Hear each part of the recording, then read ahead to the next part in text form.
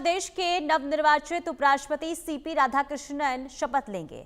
राष्ट्रपति द्रौपदी मुर्मू राधाकृष्णन को राष्ट्रपति भवन में सुबह 10 बजे आयोजित एक समारोह में शपथ दिलाएंगी। महाराष्ट्र के राज्यपाल रहे सीपी राधाकृष्णन 9 सितंबर को भारत के उपराष्ट्रपति पद के लिए निर्वाचित हुए थे और राधाकृष्णन ने उपराष्ट्रपति चुनाव में संयुक्त विपक्षी उम्मीदवार बी सुदर्शन रेड्डी को 152 वोटों से हराकर जीत हासिल की थी। उसके बाद अब उपराष्ट्रपति यानी कि आज उपराष्ट्रपति का शपथ लेते हुए सीपी राधाकृष्णन नजर आने वाले हैं। तो सीपी राधाकृष्णन आज उपराष्ट्रपति पद की शपथ लेंगे और 15वें उपराष्ट्रपति के तौर पर शपथ लेने वाले हैं राधाकृष्णन। राष्ट्रपति भवन में शपथ ग्रहण कार्यक्रम का आयोजन है, समारोह है और राष्ट्रपति मुर्मू आज सीपी राधाकृष्णन को शपथ दिलाएंगी। और आपको यह भी बता दें कि प्रधानमंत्री नरेंद्र मोदी भी इस शपथ ग्रहण समारोह में शामिल होंगे। एनडीए के नेताओं के साथ विपक्ष के नेता भी इस शपथ समारोह में शामिल होने वाले हैं। तो आज का दिन काफी ऐतिहासिक रहने वाला है क्योंकि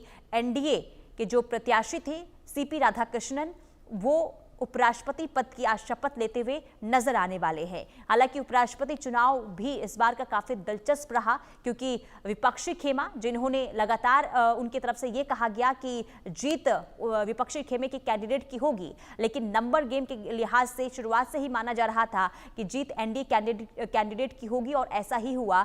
452 वोट सीपी राधाकृष्णन को पड़े, यानी कि उम्मीद से कई ज्यादा वोटों के साथ जीत दर्ज की सीपी राधाकृष्णन ने और आज उपराष्ट्रपति पद की शपथ लेने वाले हैं। तो सीपी राधाकृष्णन आज उपराष्ट्रपति पद की शपथ लेंगे और देश को आज 15वां उपराष्ट्रपति मिल जाएगा। राष्ट्रपति भवन में शपथ ग्रहण समारोह होगा और जिसमें राष्ट्रपति मुर्मू उपराष्ट्रपति को शपथ दिलाएंगी। एनडीए के नेताओं के साथ विपक्ष के नेता भी इस समारोह में शामिल होंगे। प्रधानमंत्री नरेंद्र मोदी भी शामिल होंगे। कुल मिलाकर आज की जो तस्वीर है वो ऐतिहासिक रहने वाली है क्योंकि देश को अगला उपराष्ट्रपति आज मिलने जा रहा है। सीपी राधाकृष्णन आज उपराष्ट्रपति पद की शपथ लेंगे।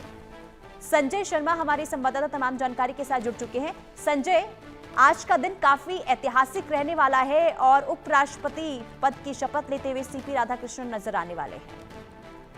बिल्कुल, इस मामले में भी ऐतिहासिक होगा आज का दिन क्योंकि देश के उपराष्ट्रपति को बीच के कार्यकाल में हटाया गया या हटना पड़ा, जो भी है। उसके बाद में फिर देश को नया उपराष्ट्रपति मिला है।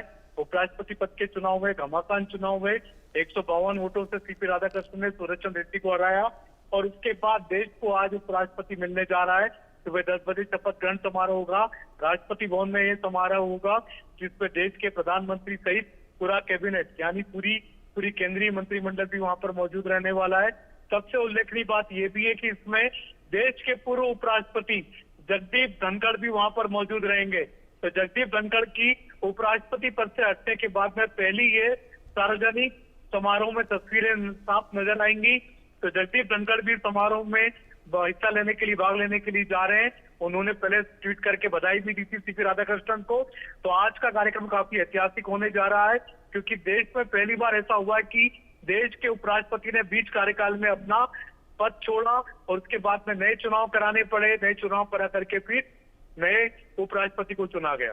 बिल्कुल। और संजय, जो आपने जानकारी दी है कि पूर्व उपराष्ट्रपति समारोह में शामिल होंगे जगदीप धनखड़, तो माना जाए कि जो विपक्ष की तरफ से सवाल उठाए जा रहे थे उस पर कहीं ना कहीं आज विराम लग सकता है। बिल्कुल, क्योंकि जगदीप धनखड़ के बारे में लगातार विपक्षी दल सवाल उठा रहे थे कि वो कहाँ है, क्या उनको गायब कर दिया है या क्या उनको अरेस्ट किया गया है। तो इस तरीके के सवालों का जवाब भी मिलेगा जब जगदीप धनखड़ की सार्वजनिक मंच पर मौजूदगी रहेगी, सार्वजनिक समारोह में वो शामिल होंगे।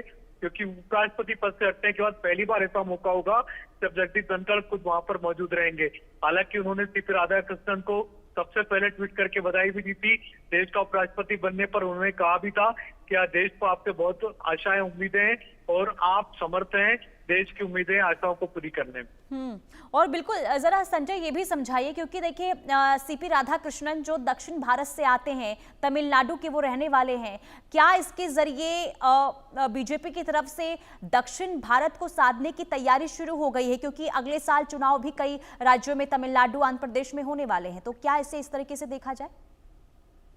देखिए, देश में जब भी कोई बड़ा नेतृत्व होता है तो फिर वो संतुलन साधने की कोशिश करता है। उत्तर भारत, दक्षिण भारत में, दक्षिण भारत में अगर प्रतिनिधित्व कम मिलता है या कम होता है तो फिर दक्षिण भारत के प्रतिनिधित्व को बढ़ाया जाता। अब तक देश में 6 बार दक्षिण भारत से उपराष्ट्रपति बन चुके हैं। हमने देखा वेंकैया नायडू भी दक्षिण भारत से आते हैं, उनको उपराष्ट्रपति बनाया गया था। डॉक्टर एपीजे अब्दुल कलाम जो तमिलनाडु से आते हैं, उनको राष्ट्रपति बनाया गया था। नीलम संजीवा रेड्डी आंध्र प्रदेश से आते हैं, उनको भी राष्ट्रपति बनाया गया था। तो ऐसा नहीं है कि दक्षिण भारत की हमेशा उपेक्षा हुई है। दक्षिण भारत और उत्तर भारत में संतुलन बनाए रखने के लिए कई बार दक्षिण भारत से उपराष्ट्रपति राष्ट्रपति बनाए जाते रहे और यही परंपरा प्रधानमंत्री नरेंद्र मोदी ने भी जारी रखी है। और सीपी राधाकृष्णन जो कि तमिलनाडु के रहने वाले हैं, उनको लाया गया, उनको उपराष्ट्रपति बनाया गया है। लेकिन इसको अगर हम सिर्फ चुनावी दृष्टि से देखेंगे तो चुनाव हर बार चलते रहते हैं। हर 6 महीने में देश में कहीं न कहीं किसी न किसी हिस्से में चुनाव होता है। दक्षिण भारत में भी चुनाव है, तमिलनाडु में चुनाव हो रहा है, केरल में भी चुनाव है अगले साल 2026 में। तो देखना होगा कि क्या इनके नाम से कोई फायदा मिलता है। जैसे हमने देखा था पहले भी द्रौपदी मुर्मू जो उड़ीसा की रहने वाली हैं, तो क्या सिर्फ उड़ीसा के चुनाव के लिए उनको राष्ट्रपति बनाया था? तो ऐसा नहीं है। ऐसा लगता है कि इसमें कई चीजें मैटर करती हैं, कई सारे समीकरणों को ध्यान में रखना पड़ता है। लेकिन हाँ, उत्तर भारत और दक्षिण भारत में संतुलन बनाए रखने की कवायद हमेशा होती रही। बिल्कुल। और संजय देखिए, चुनाव से जुड़ना मैंने सवाल इसलिए भी पूछा था क्योंकि जब चुनाव शुरू हुए थे उपराष्ट्रपति के, तो इसे बार बार ये विपक्ष की तरफ से कहा जा रहा था कि ये बिहार चुनाव से पहले कहीं ना कहीं शक्ति प्रदर्शन है और प्रधानमंत्री का लिटमस टेस्ट है। तो प्रधानमंत्री क्या लिटमस टेस्ट में पास हो गए हैं? क्योंकि देखिए, जो एकजुटता की बात कही जा रही थी इंडिया गठबंधन की तरफ से, वो एकजुटता कहीं ना कहीं इंडिया गठबंधन में देखने को नहीं मिली है, लेकिन एनडीए इसमें सफल जरूर हुआ है। देखिए 37 मेंबर ऑफ पार्लियामेंट जो एनडीए गठबंधन के थे, उन्होंने क्रॉस वोटिंग की उपराष्ट्रपति पद के चुनाव में और उन्होंने एनडीए के कैंडिडेट को वोट दिया। एनडीए के जो टोटल वोट थे, जो टोटल संख्या थी 427 थी। 427 में से 12 सांसदों के वोट इनवैलिड करार दिए गए, रद्द कर दिए गए। यानी उनकी जो टोटल संख्या बची थी वो बची थी 415 और उनको वोट मिलते हैं 452। तो ये बहुत बड़ी उपलब्धि है। 33 सांसदों ने, जो एनडीए गठबंधन के सांसद थे, उन्होंने सीपी राधाकृष्णन के को वोट दिए। क्रॉस वोटिंग की अपनी पार्टी अपने नेताओं का उल्लंघन किया, उनके विप का उल्लंघन किया और सीपी राधाकृष्णन को वोट दिया। तो ये बड़ी उपलब्धि बताती है मोदी सरकार की, एनडीए के प्रबंधकों की। ये उनकी सफलता की कहानी कहती है। और साथ ही साथ एनडीए गठबंधन में किस तरह से डरा रहे हैं, किस तरीके से वहां पर आपसी कला है, ये भी इस बात को साबित करती। नहीं तो क्या माना जाए कि बिहार चुनाव से पहले ये शक्ति प्रदर्शन था जिसमें एनडीए सफल रहा, ये माना जाए? क्योंकि विपक्ष की तरफ से यही कहा गया था। बिल्कुल, बिहार चुनाव के पहले ही एनडीए गठबंधन ने अपनी ताकत दिखाई है 452 वोटों से, जो कि जो एनडीए की संख्या नहीं थी। मैंने आपको बताया कि टोटल 427 से कम होकर के 415 रह गई थी सांसदों की संख्या, लेकिन उसके बावजूद 452 वोट लाना ये उपलब्धि थी और ये ताकत दिखाई थी एनडीए गठबंधन ने अपनी।